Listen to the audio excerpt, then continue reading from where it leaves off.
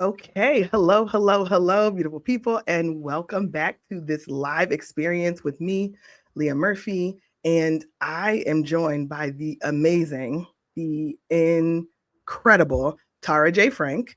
And you guys would have been seeing us post and communicate that we are doing a Career and Care Summit preview. And Tara is joining us today.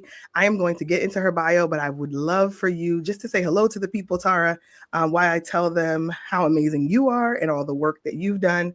And then we can jump into what I think is going to be a phenomenal discussion about your most recent book. Hello to the people. That I'm was a excited to smooth be radio voice. Hello, too. here. Okay, so I'm going to read your bio, and then we are going to have what is, I hope, the most unfiltered conversation possible about the work that you do and about you joining us at the Career and Care Summit.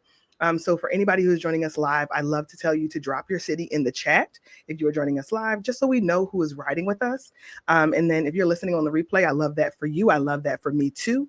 I'm going to jump in here and just read through. So, Tara Jaye Frank is a leadership strategist, equity advocate, and soulful truth teller who believes in the promise of people. She began her career as a Hallmark greeting card writer, where she learned, three guiding principles: approach others with curiosity, take nothing for granted, and start every answer with care and creativity. Today, she is the founder and CEO of the Waymakers Change Group, advising Fortune 500 companies and senior leaders across industries on human centered leadership and workplace equity and belonging.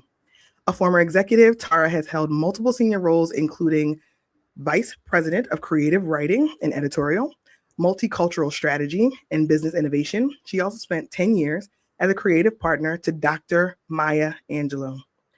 Tara is an award winning author of The Waymakers and in 2025, LinkedIn Top Voice. She's a proud Spelman College alumna, a member of the Executive Leadership Council and Delta Sigma Theta Sorority Incorporated, and a wife, a mother of six, a grandmother. In you are before the world, she turns her gaze inward, offering a vulnerable and visionary reflection for anyone who's ever felt tired of doing good but not yet ready to quit. Welcome, welcome, welcome. You are on LinkedIn all the time. You post at an aspirational level. So I'm sure for those who are joining us on LinkedIn, they are very familiar with you. So, the bio was just to make sure that people had the words to apply to what you do and how you show up in this space. And I have come to really look forward to seeing you post in this platform. So I'm excited to be here with you. And it looks like some of your followers on LinkedIn are joining us in the live chat. So I'm excited for that. Oh, thank you so much. I am equally excited and grateful to be able to spend this time with you, and definitely looking forward to being with you in person in Philadelphia before too long. So let's tell the people just how we got here, because I think it is a worthwhile story to share. Um, I am someone who is audacious in some parts of my life, but also, unnecessarily happy to fall back in a lot of situations. So you mentioned in a post that you were going on tour for your book that is now behind me, right? My copy arrived last week. And when you said the cities that you were interested in coming to, Philadelphia was one of the cities. So I shamelessly slid directly into your DMs to say, okay, well, if you're coming to Philadelphia, then we would love to have you at the Career and Care Summit. And tell the people how you responded and your kind of why behind your response. I mean, I said, yes, let's do that. And one of the reasons why, first of all, let me say, I don't ask a question that I don't want the answer to. Like when I go on LinkedIn, and I say, where should I go? Like, who wants me to come to their city? Let me know if you want me to show up and talk about this book. It wasn't just to have something to post. I genuinely wanted to know who was actually interested in having me be with them, right? And talking about this book and creating community around it. And so you were one of the first people who reached out. And I was so grateful for that. I was grateful for the response and for the opportunity to join you. This book is very personal. It has been an act of obedience in writing it. And I know for a fact that the most important thing I can be doing right now is be with people who need this word. So when I saw that you were running a career and care summit, I was like, I really don't know that there's a book more right for this event or for this audience than You Are Before the World. So thank you for giving me the opportunity to be with you. Of course. So you hit something on the head, because when when my team and I were really ideating around the Career and Care Summit, it was, who are the right people who actually have been doing work in this space for a long time that we can bring together in a concentrated, dense way, so that the women who join us at the summit, who are busy, who are taxed, who are high performers, who are, in a sandwich generation, all of the things we're going to talk a little bit more about during our question and answer portion, who are those people? And your name was one of the first to come up. So this feels divine. It feels like really well aligned. And I'm excited to be able to bring your work directly to the audience and the folks that we work with at the Career and Care Summit, in the work that we've been doing to try to provide spaces intentionally in person for professional women to really reevaluate their priorities and to redefine what success looks like for them. So I'm going to jump right into the questions, because Can I share one more thing before you do? Of course. One of the other reasons why this really inspired me is because probably about 6 months ago now, one of my Spelman classmates, her name is Keisha Trotman, she reached out to me and she said that she wanted to create spaces, in-person spaces, for Black women who are kind of in this mid-level career stage, to be together, to learn from one another, to learn from others, to feel that their dreams and aspirations were more possible, to be given ways and means, if you will, to make all of that happen for themselves and for their communities. And she said, there really isn't much out there like this. And I remember my initial thought was, I started going through all of the Black women events I know of that I'm familiar with. And I realized that all of them require this certain level of leadership attainment. All of them require a significant financial investment. All of them require that you know someone who knows someone. And it struck me how true it was, what she was saying, and how necessary these kinds of spaces are. And I decided that day that I wanted to do more of that I wanted to be with us in a way that would be meaningful and edifying. And so when I say to you, thank you for having me, I want you to know that I mean that as genuinely as a person could. I feel like this is where I belong right now. Yeah. And so, yes, go on to your questions, but I just I will. But you're taking me off course in the best way possible, because the data and the research also supports exactly what you just said. Post-COVID, when people were navigating just the needs of coming out of what was a traumatic experience for all of us, right? For the world. More traumatic for different audiences, depending on socioeconomic class and race and all of the data that we already dig into on a regular basis. So I got multiple invites to go to all kinds of events, to either be on panels or to be a speaker, but it required you to put part of yourself on the shelf.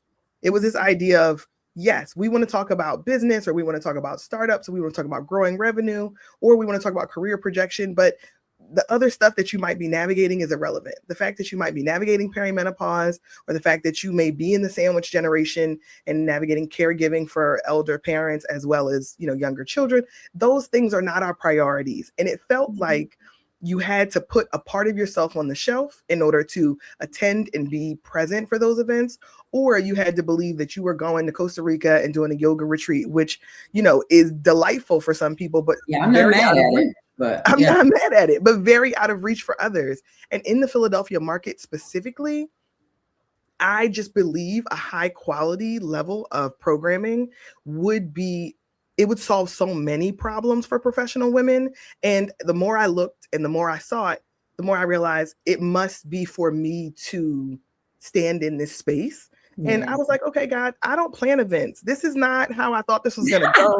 I thought I was going to do a Google search. I thought I was going to be able to find somebody and say, go to this thing because they have filled in this gap. And there are some, I did get some research where there are some good options that are developing, but they're very much at a grassroots level. Mm-hmm. And I want to partner and be able to collaborate with those events across cities, across the US. But I personally felt like Philadelphia needed what we're putting together in the Career and Care Summit. And I hope that it becomes a cornerstone offering so that professional women who are at that tier where they don't have the investment yet, right? Where they can't, they're not getting into the room yet, are still primed and getting the community as well as the resources that they need in order to get to that level that they potentially aspire to. And that's really how the Career and Care Summit was born. So yeah, you've affirmed that for me in so many ways, just hearing your perspective.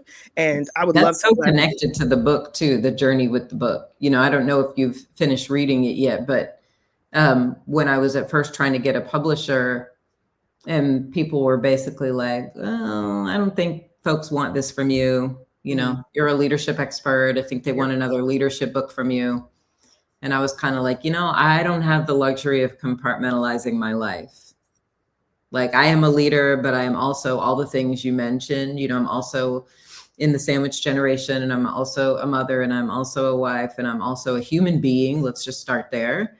And I have my own thoughts and experiences and life lessons that I believe others could be inspired by and learn from. Mm-hmm. And so it was that very act of trying to put me in a box, you know, that kind of led me down this path with You Are Before the World.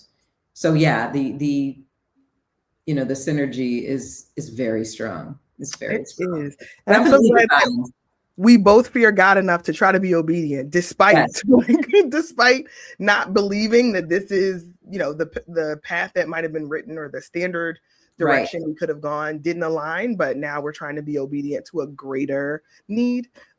So I can appreciate that, and I love how you communicate the desire to be a trailblazer, like not the desire to be a trailblazer, but the assignment of trailblazing and work through that. So so the first question kind of leads us as a bridge. Many of our listeners are high performing women who are mid-career, sandwich generation, as we talked about, caregivers. And I just want to explain sandwich generation for those of us who are at a stage in life where we have elders that we are responsible for or caregiving for, and potentially young people that we are responsible for or caregiving for. And it doesn't mean you have to have biological children or biological parents. It's just this idea that you are in between two different generations, that you have obligations and responsibilities to support. And those women are often leaders and change makers in their organization. They're at the peak of their career, right? They're at that, you know, 39 to 55 window of time. And they may often struggle with this idea of self-prioritization without guilt. Mm-hmm. Now, the without guilt is the really important part. So you've navigated all the things that you just said, being a leader in corporate America, extremely successful, VP of Fortune 500 companies, and now a CEO. What is some of the unlearning that you had to do in order to arrive at your current state, to be the version of yourself that you are today? I will say the biggest thing for me, and, you know, if you read the book, you know that a lot of things started to crystallize for me post 2024 election. And I had kind of this insight that this thing we've been taught, that you have to be twice as good to get half as far, all of this mindset that keeps us grinding and hustling and doing and, you know, raising the bar repeatedly. What I realized in the wake of the election is that you can be 5 times as good, you can be 5 times as prepared, you can be 5 times as poised, right? The list goes on, and still not be guaranteed the outcome you hope for.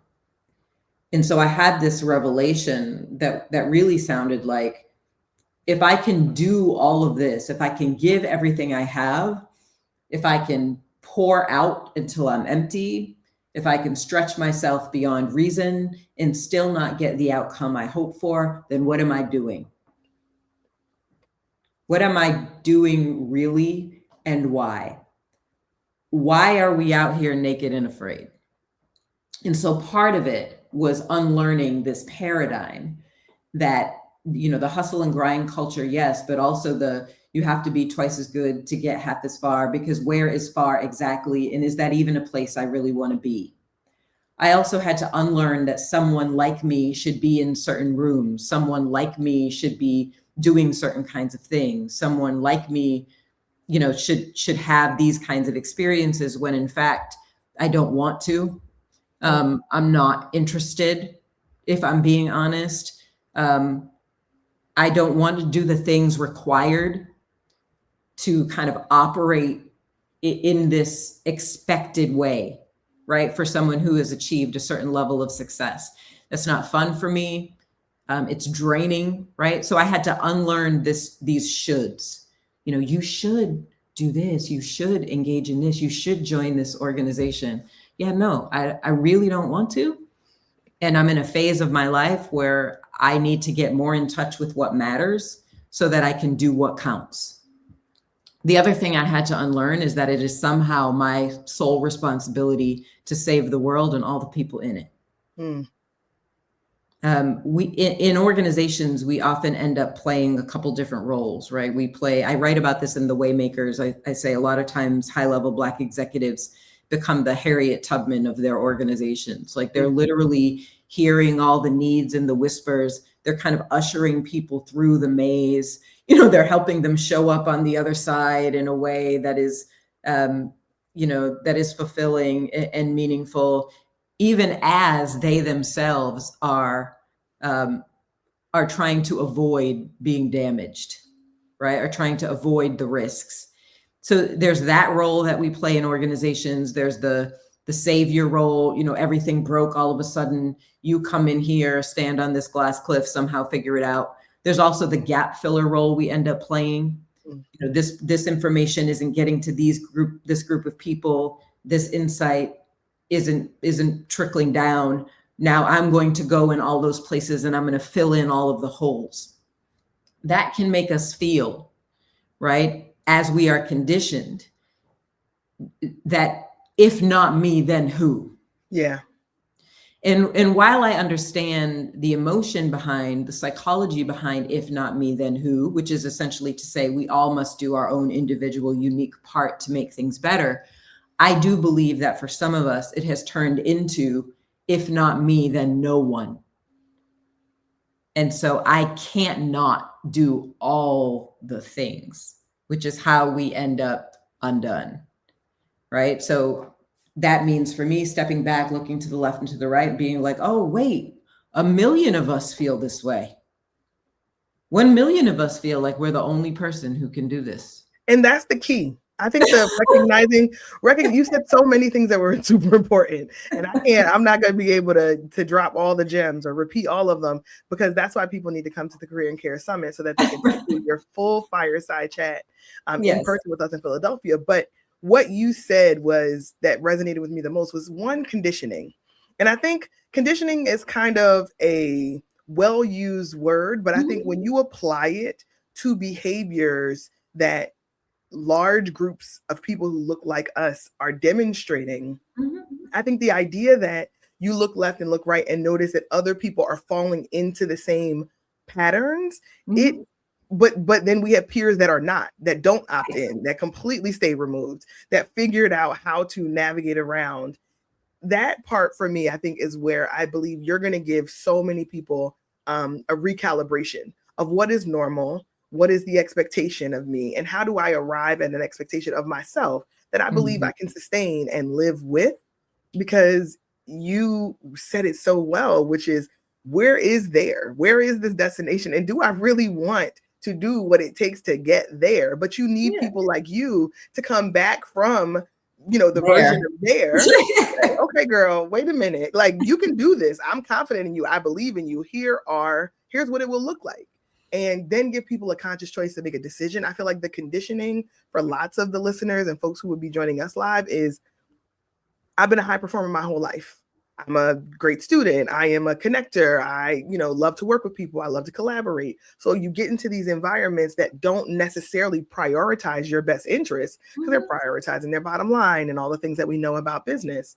And then you've kind of traded this idea of high performing for operating in this machine and not necessarily doing it cognitively. You kind of just transfer the same behaviors from high school or from college or from external places, and you take it into corporate, and then corporate treats you differently. And now you have to make sense of it, what that reality looks like. So I'm really glad. Earlier, you said too that, there may be people in mid-level who are thinking, what does it take for me to be in the room? Mm-hmm. And this conversation we're having about getting there and then being there and being like, what I really want people to understand, and what I hope we'll unpack a little bit in Philadelphia is, you are in the room. This is the room you are in. Mm-hmm. Right? And so what do we bring to the room we are in to make it meaningful for us? And I think it comes with the room, right? The room. Mm-hmm. It comes with the assumption that you deserve to have a meaningful experience, or that is baked in. It can be baked in, not the idea of sacrifice is the only expectation of your career or of your development. So yeah, I love that push, right? Just that reframe itself is there is some bridge that needs to be built, and it takes us taking action in order to see the potential for that. Otherwise, we will go the route that is in the best interest of the organization, and that may not serve us well. Mm-hmm. And by the evidence, it hasn't in a lot of situations served us well. Yeah. Okay. So then this is something that I hear people talk about, really often. And you kind of touched on it, this idea of being the fixer. So in your work on narrative and leadership, you said that we don't behave based on our values. We behave based on our beliefs. So for women who are listening right now, that may be telling herself that I have to be the fixer, right? That's what people know me for. That's why I get the call. That's how I ended up with, this car that I love and getting paid this way because I am the fixer. How can women start to rewrite their narrative real time while they're still in the workplace? Because I've heard a lot of people say, well, you have to get out, and entrepreneurship may be a route that you should take, or maybe you can reframe and decide you want to live in Thailand and, and sell fruit by the side of the road, right? There's kind of these way off versions of getting out of the path that many women are on. Mm-hmm. But I want to understand, how can folks start thinking about right now, while they're in the role that they're in, rewriting the narrative of being the go-to person or the fixer that may be draining them, but they've gotten accustomed to being in the role or adopting that title? There are two things here. One, fixer is a role. It is not a calling. And if you're perpetually a fixer, that means something has to stay broken. So it's important to step back and ask ourselves some questions about this fixer narrative. Mm-hmm. One is, what am I fixing right now or perpetually? What am I fixing? The second is, what skills do I have, insights, passions, etc., that make me good at fixing broken things, or that make me believe I'm good at fixing broken things? And three, who benefits from my being in this role perpetually? Who benefits? So one, what is the broken thing? Two, why me? Three, who benefits? There are things we should and could and can and do fix, but attaching to the role of fixer is also attaching to brokenness. And we need to understand that, right? The second piece about why me also kind of opens up this idea that you should not be the one fixing all the things. You may not even have the right skill set, the right perspective, right? The right background to be fixing all the things. And yet folks are waiting for you to, because you believe that's what you need to be doing. So you said something there, which was, it struck a chord with me more than I think it would have 5 years ago, which is who benefits. Mm-hmm. And I think if we can really get back to a sense of, we fall in certain times, we fall into things and it feels like a coincidence, but there's other times where it is guided, really intentionally by forces that are within the organization that you're in. And there is a reason why they want you in that position. There's a reason why they call you or email you or put you on the communication. And some of it is because they are looking for the opportunity to not be accountable and not be responsible. And they would prefer to defer it to you, because the risk then gets transferred, or and they still have the ability to inform, right, how you move or decision that you make. So I love the question of who benefits, because it then also allows you to interrogate, if they benefit, am I also benefiting? Am I actually getting an ROI for the level of contribution that I'm making? And Right. that for a lot of people is an uncomfortable discussion to have with yourself. Right. Right. So I love The that. the I love other Sorry to interrupt you, but the other thing that's happening here is, and I've talked about this in other like podcast conversations about You Are Before the World. And that is, somebody asked me, why were you helping in that way? Like, why were you saying yes to everything? Why were you extending yourself in every situation? Mhm. And I said that in the writing of the book, I realized that I believed, back to the whole idea that we behave out of our beliefs, I believed somewhere inside me that that was why people loved me. That people loved me because I was a helper, because I said yes, because I was doing, and that if I pulled back my help, they would pull back their love. I I remember believe reading that. Yeah, I remember reading that in the book and really feeling like that was such a vulnerable thing to share with those who are reading. And tell me the next question that you have to ask yourself. If you believe that there is a connection to how you're treated and yeah, how you will be perceived, there's some unlearning or thinking that would need to come into place before you would be able to put down the thing that now you believe is the reason why people love you. So yeah. was there another insight layered on there for I you? mean, yeah, the first thing, the first thing to understand is, and I learned this belief cycle many years ago when I was at Hallmark. It's whatever we think repeatedly becomes a belief that carries emotion. When the emotion goes unchecked, we behave out of that emotion. And when we behave out of the emotion, we influence our result, right? It's a cycle. Mm-hmm. So the first thing is, what am I thinking repeatedly? Like, what am I believing about this situation? So whenever you feel like heat in your body or unsettled somehow, asking yourself, what am I believing about this situation, is a really important first step. You can also ask, what am I believing about myself in this situation? So the awareness is number one, right? If you learn, oh gosh, I believe that if I don't do this, they're going to break up with me. And I mean that in the very broadest sense. If I don't do this, this company is going to break up with me. This person is going to break up with me. We then have to ask, well, do I have evidence to support that? Mm-hmm. What are the facts that underlie that belief? Has that happened to me before? If the answer is yes, it becomes a matter of, well, what was true about that environment?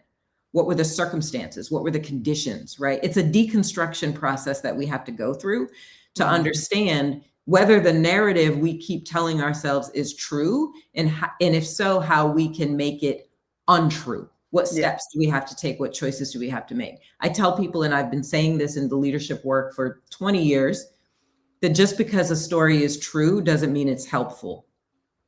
So the very last part of this is, even if you identify that it is, in fact, it has been true for you, what belief are you going to replace it with? Something that will be more generative, that will be more productive, that will be more self-loving. Because whatever you believe is going to influence your result. So the craziest part that I'm now replaying that deconstruction in my own head, Mm-hmm. and it gets me to something one of my mentors have said in the past, which is, your own inner critic can be retrained.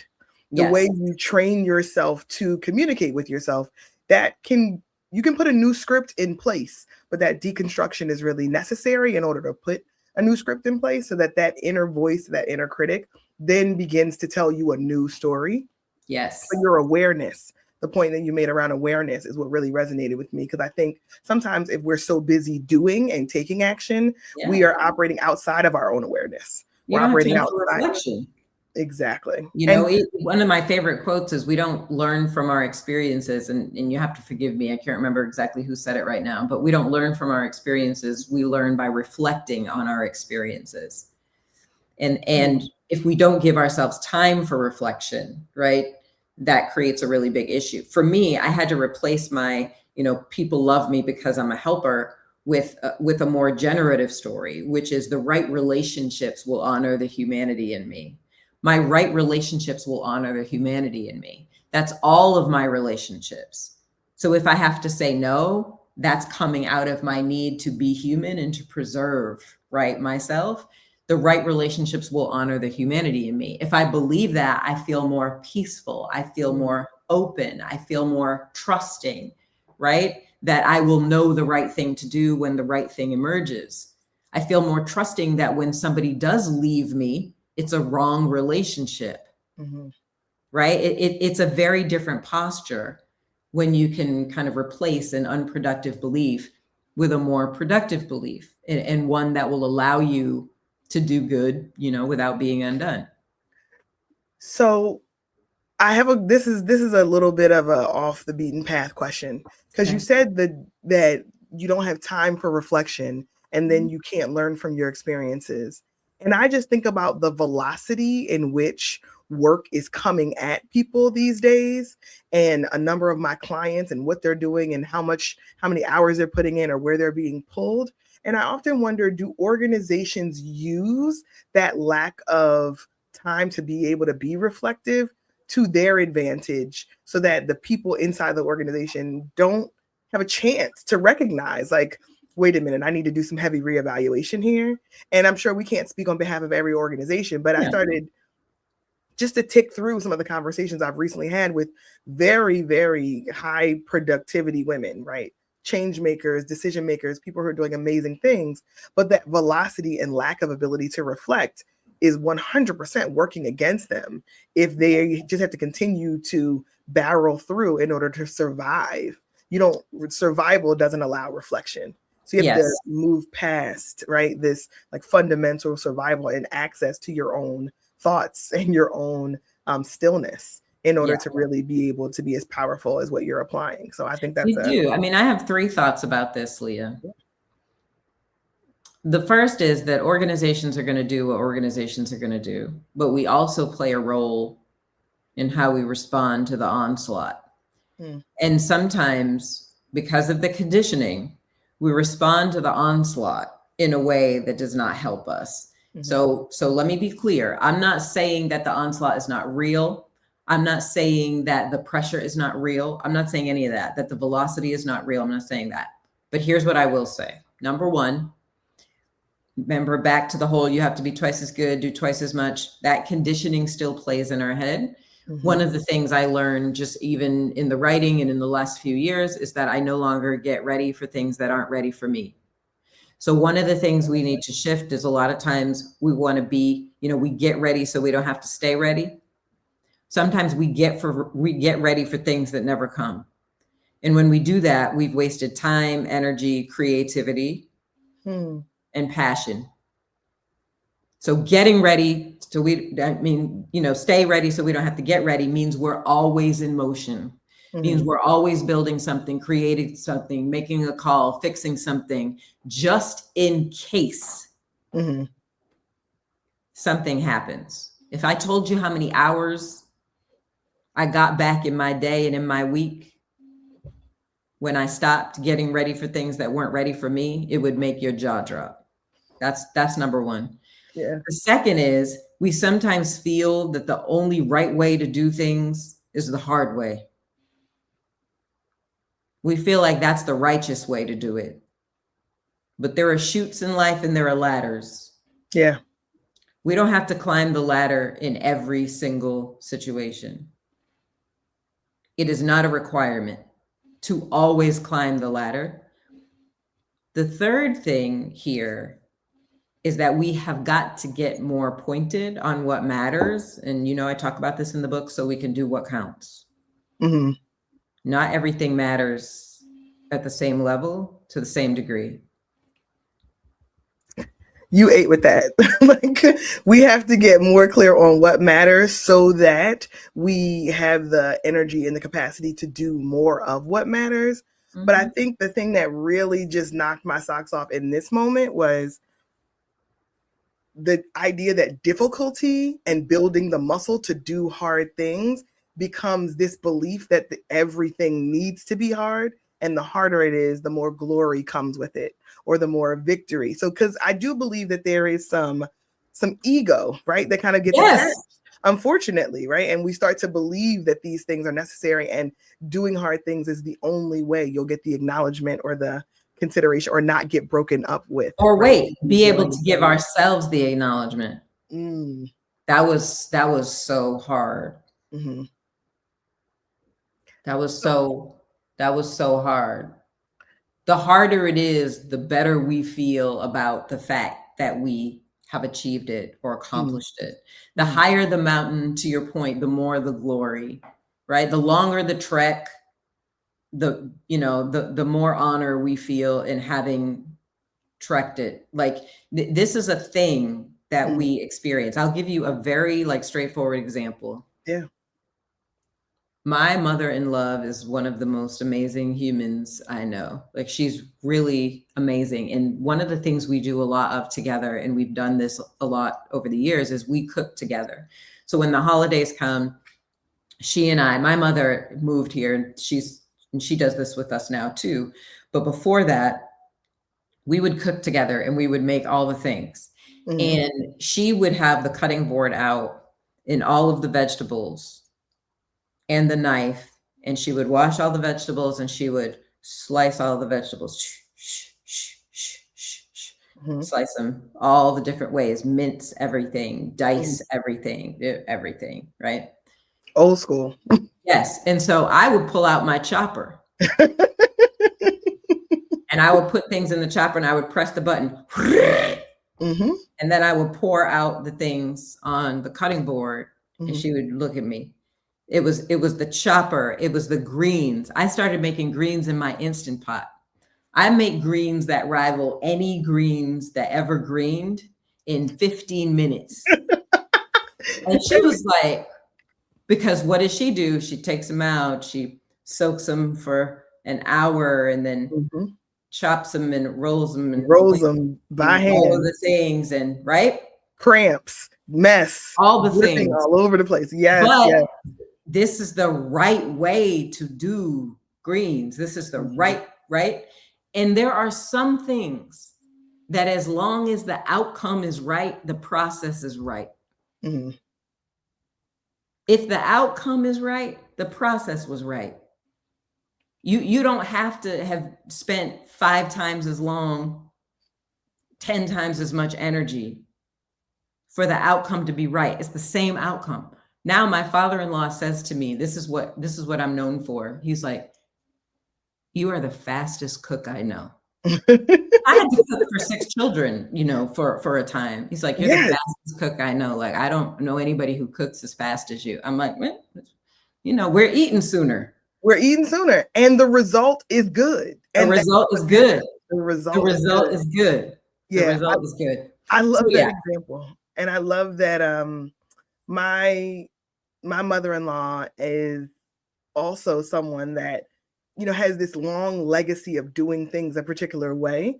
And women of that generation, I have so much respect for them, right? Because, we stand on their shoulders. So I'm not in any way confused about that. But I often think that healthy friction for what makes sense in the life that you're living today, what meets your needs in the life that you're living today, how do you run your career, your household, your marriage, your relationship, and the benefit of being able to choose. It's truly a privilege that now we have, and future generations will continue to have, and maybe they did not. So I love the idea that there's this juxtaposition between these two things that can still honor one another and appreciate one another, but it doesn't leave behind this idea of what will work for my house needs to look right for my house. What will work for my career needs to fit right in my career and what I feel like makes sense. So I think you're giving people, a bit of a taste of what a roadmap and a redefinition of success can look like by, pulling out that example. So I really appreciate Totally. And even in that example, we know what matters so we can do what counts. We don't rush the gumbo. We don't rush the You know gumbo. what I mean? We Mhm. don't rush the gumbo. Yeah. I do. And your book has so many examples, I think. And I'm only about halfway through of You Are Before the World. But as I was reading it, I thought of examples that I wanted to share with other younger women too, Yes. in the way that they have to decide what makes sense for them and where those areas of development will need to be. And it brought me to the question about feedback. Because this generation, I have a 14-year-old daughter, and I have a trough of nieces and other young women that I love from ages like 16 to 25. And when I'm hearing from them and I'm listening to their idea of career, and they're not the target audience for the summit, but I want them to be in the room for the Career and Care Summit. I invited about 15 of them to join us just to be in the presence of so many capable women who've accomplished so much. As a representation of something that they may not have been exposed to at this density otherwise. I love that. But it got me to thinking about feedback. So you talk about the gift of quality feedback. Just to be honest, so many of us giving real feedback, especially across differences, whether it's generation, whether it's race, whether it's gender, we worry about coming across wrong or making someone feel uncomfortable. And it stifles, I think, the ability to build real connection when you don't know where your self-awareness could be or where you could be sharpened. So what does quality feedback do for someone? Especially if you can correlate it to mid-level career, that would be really helpful. Yeah, I mean, feedback is everything. I'll back up and zoom out and start with this. When I ask high-level executives, when I say high level, I mean C-suite executives, to reflect on the seminal moments in their career, meaning the conversations, the interactions, the enablements that got them to where they are. As in, I would not be in this C-suite position if X had not happened. It's always two things. It's one, somebody took a chance on me, placed a bet on me, put me in a role or on a project where maybe I hadn't had deep experience, but they gave me a chance to show improve. Or it's feedback. So when we do not give people quality feedback, which we define, as actionable and relevant and growth oriented and timely, we rob them of that accelerator. We rob them of that accelerator. I believe it is every leader's job to lead all people well. And when you give some people that timely, relevant, specific, growth-oriented feedback because it feels easier to do it, it feels more natural to do it, you feel like you better understand the response they might have, you feel safer doing it, you're accelerating some careers and you are inadvertently stagnating others, right? So you are giving unfair advantage and you are unconsciously creating disadvantage, right? So that's the responsibility of a leader to give that feedback. Now, here's what I will say. It's uncomfortable. It does feel emotionally risky. Nobody wants to go out on a limb to tell someone something they know they're not going to love hearing. But there is a skill associated with giving feedback that we can develop, right? I was actually just with leaders last week going through this exact thing, giving them a feedback structure, talking about how to give quality feedback, examples. We were role playing, like it was a whole thing. And these were high level leaders. Like a lot of people just aren't very good at it. Yeah. To be honest. I think a lot of people aren't really good at it. And then if I could build upon that statement, which is because people are uncomfortable, it is required of you normally as someone who is growing in their career to either seek out feedback in a very intentional way, but to figure out how to do that diplomatically is something that I hear from a lot of people and they often say, I need to know what is necessary for me to grow, and I'm not getting that feedback. Right. And then the question is like, do I stay in that situation? Should I continue to kind of ask for feedback from someone who isn't really capable, it sounds like, of giving it to me or doesn't want to provide it to me? And I think that's where I'm hearing a lot of people feel stagnant or feel like there's no way they're going to be able to grow past their current level because they don't have the feedback or they don't know what they need to work on, or they get the boilerplate of, you're doing a great job, just keep doing what you're doing. keep Sometimes you doing. have to break the box. Some leaders have in their minds an idea of how to give feedback. So if you ask, like, I really want some feedback, the box comes up and they're scared or like out of sorts. But if you ask more specific questions, like, I really want more insight into the specific ways I help enable the team's success, and into the specific ways that I may, unconsciously make it harder sometimes for the team to be successful. You have to change the frame for them. You have to ask a question they're not already thinking they know the answer to get them to respond in a new way. I absolutely love that. I love the idea that there will be people who are in a position to provide the feedback if you change the question in the way that you're asking, or even the environment you're asking it in. Maybe that makes a big difference. And I also love that there will be people who are in senior level positions and giving people the clarity to say that they're not good at it.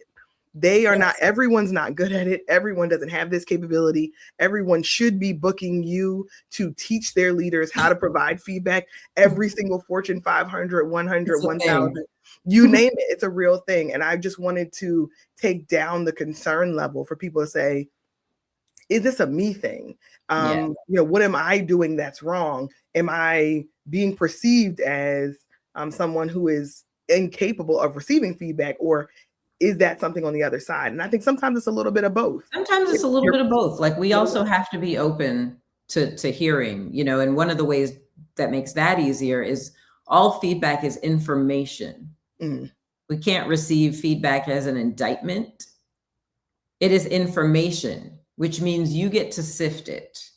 I love that. What if this feels true? But don't do it in the moment. Just like take it in and then go away and sift it. Like, what if this feels true, right? You can also ask more people who see you in action. I always like to be like, okay, hey, Leah, I've gotten some feedback that A, B, C, D, E, F, G. I'm genuinely interested in knowing if that's something you've also observed, when you see that coming out more often. So ask, again, some specific circumstantial questions, how you think that could potentially impact the team. The more specific you are, the more people believe that you actually want to know. Yeah. Versus give me some feedback. There are so many gems there. I don't even know if we're going to be able to touch on all of them. Yeah. But I love the analogy of sift through it, because I use the analogy for feedback as it's like trying on shoes. Yeah. Every shoe is not going to fit, but it's going to give you information as to whether or not this works for you. Yeah. Sometimes it will work and it's an immediate, I understand that, it resonates and I need to take action. That means you're taking those shoes home with you. Those are going in the car, they're going in the bag, they're going home. And even other times you're there and you're shopping for the shoe, you try it on and it just doesn't align. It doesn't fit. And maybe that feedback doesn't align because of the source that you got it from, but it's still information.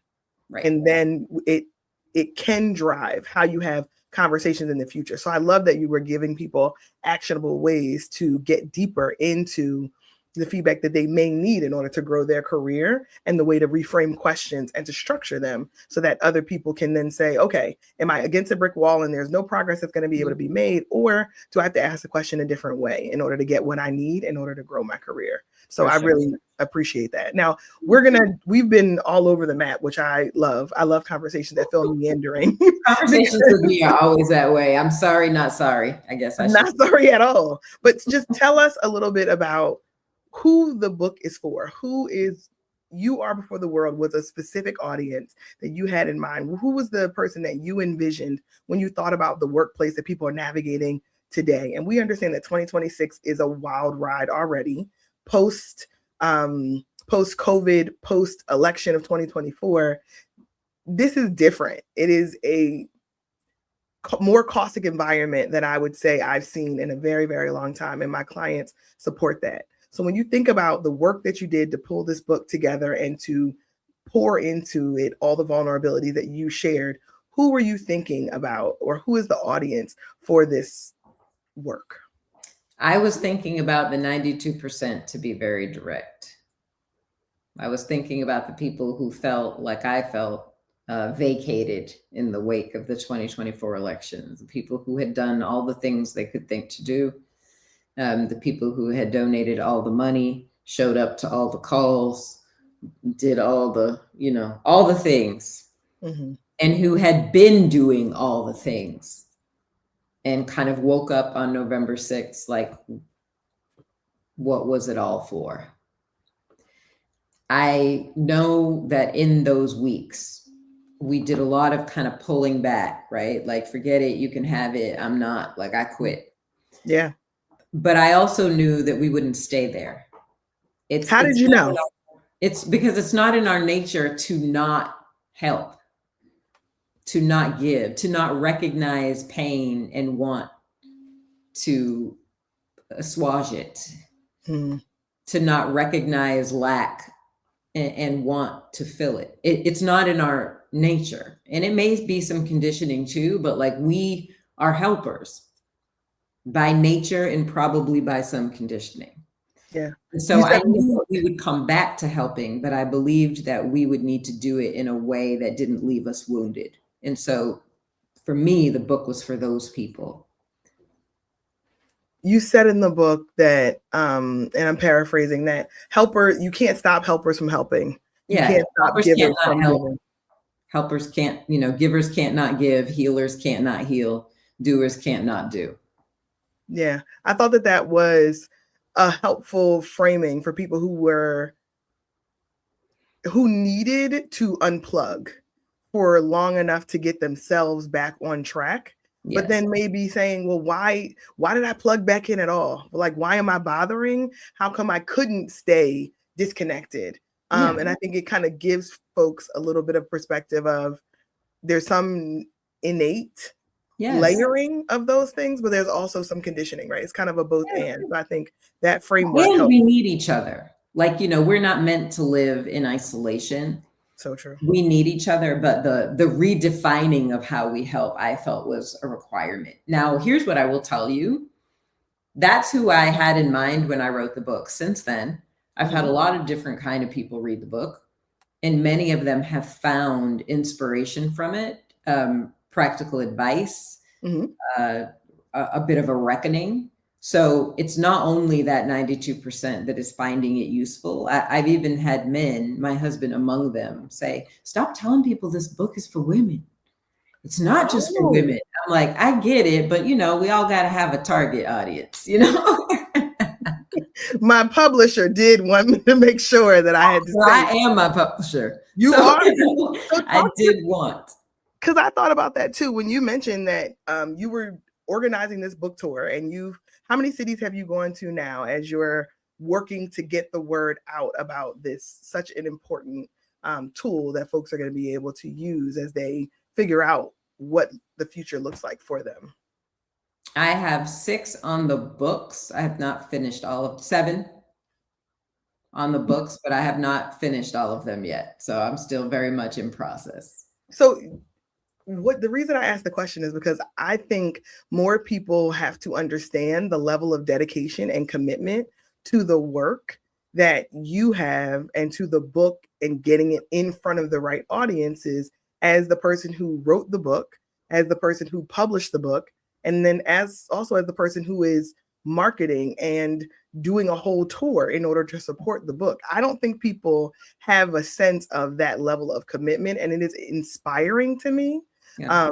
And I wanted to just make sure that I said it out loud, that I think the fact that you've made the choice and the way that you've made the choice makes this hit even harder, right? Like, some things just hit different, and it hits even harder because you are at every facet of making this work something that other people can have exposure to. And I think access and exposure is something that we're constantly kind of negotiating and debating. Who gives access and what impact does it have? but I think you've created an access level that I haven't seen done in a long time. So I wanted to just acknowledge you for that. Thank you. Yeah, thank you. I appreciate it. It's a book people have to feel, you know, it's not a book companies are going to buy in bulk. It's not that kind of book. So I have to be with people, you know, for that to happen. So yeah, thank you. So one question around just this idea of rejection. And it's something that I am personally navigating. I mentioned at the top that I am audacious in some ways. And to pull the summit off, in order to have the Career and Care Summit happen, we had to ask sponsors to believe in this idea and this thing that didn't exist before, and to buy into the vision of this is a need. There's lots of data and information that supports it, and we are the right people to do that work. Right. So that has been a wild ride. It's to the point where when people tell me no, I'm like, oh, you're just not the right person. I have to move on to the right audience. But I think rejection is something that many of us struggle with. And we haven't talked about this before, but you mentioned that it's not something that larger publishers may carry. So it kind of reminded me of my own rejection and getting comfortable with rejection. Is there something there when you think about the You Are Before the World and navigating rejection? Is there any rejection acknowledgement that folks should be aware of as they're thinking about choosing themselves and making space for themselves? Yeah, I mean, I think because you're experiencing it in real time. Sometimes we don't put ourselves out there because the rejection is really the thing we're afraid of. And when I said it's not something that, what I said was it's not something companies would buy in bulk. And that's because I talk about politics very pointedly. Yeah. So, right, that's why. I know they wouldn't buy it in bulk. I'm in spaces with C-suites all the time. I understand the risks that are alive and well right now. So I say that as a realist, not as somebody who's kind of just feeling like they might not like it. But yeah, rejection is everywhere. I'm always on my own like rejection journey. And sometimes when I don't do something or don't reach for something, I have to ask myself, like, are you not reaching for this because you don't want it or because you're afraid you might not get it? And I have a very intimate relationship with that question. And I think a lot of us do. And I talk about it in the book, like how I am still learning to kind of break out of that, that connection there. So there's so many layers, and we have a couple of big announcements. One is that everyone who joins us at the Career and Care Summit in person, everybody who buys a ticket and joins us, will get a copy of Tara's book. So we are thrilled to be able to make that offer, and we really appreciate our sponsor in Mars USA. Anton Vincent actually specifically was the one who made that happen and sponsored copies of the book for everybody who joins us in person. So shout out. Yeah. Thank you to the people who actually do the things they say they're going to do and use the resources that they have in order to bring things like the Career and Care Summit and bringing Tara into the Career and Care Summit and her work there. So we really appreciate that. And for anybody who is with us here live and thinking about what other questions or other things, I hit the microphone, my team's gonna be upset at me. Thinking about other questions that they would want to share or would want to be incorporated in the summit when they join us in person. We also are open to our DMs are open.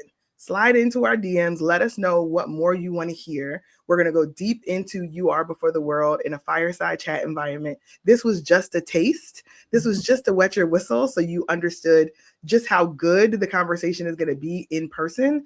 And I had more questions, but we are already at an hour. This time has flown by, and I really do appreciate you making time, Tara, to be with us here live. And I sincerely believe that the conversations that we will have following this and the work itself, the book You Are Before the World, is a phenomenal asset for lots of people, for men, women, and everyone in between, they, them, and the whole world. And I think the interrogation that we're going to be able to have with ourselves in a productive way, and the deconstruction of some of those beliefs and some of the conditioning that we're navigating as we think about who we are and what we're going to do going forward as givers, as people, is something that is healthy and so timely. It is so needed now. So I thank you so much for creating this work. And I am thrilled that you will be able to join us in person at the Career and Care Summit on March 21st in Philadelphia. It is, my hands are sweating. Like my palms are sweating just talking about it. So I appreciate so much that you were here today. Kudos to you and your team. Congratulations on your second event. And I look forward to experiencing it along with you. Thank you so much. Okay, for everybody who was with us, we appreciate you riding with us live. And if you're listening to this on the replay, please do share this conversation with someone who you know needs it. And it will make all the difference in the world if you choose to share it with them, because we believe that the work needs to be shared and your referral means the most to us. So you can head over to gemsforthejourney.org to grab a ticket for the Career and Care Summit, and Tara will be with us live and in person. And we look forward to seeing you on the other side. Until then, make this journey work for you.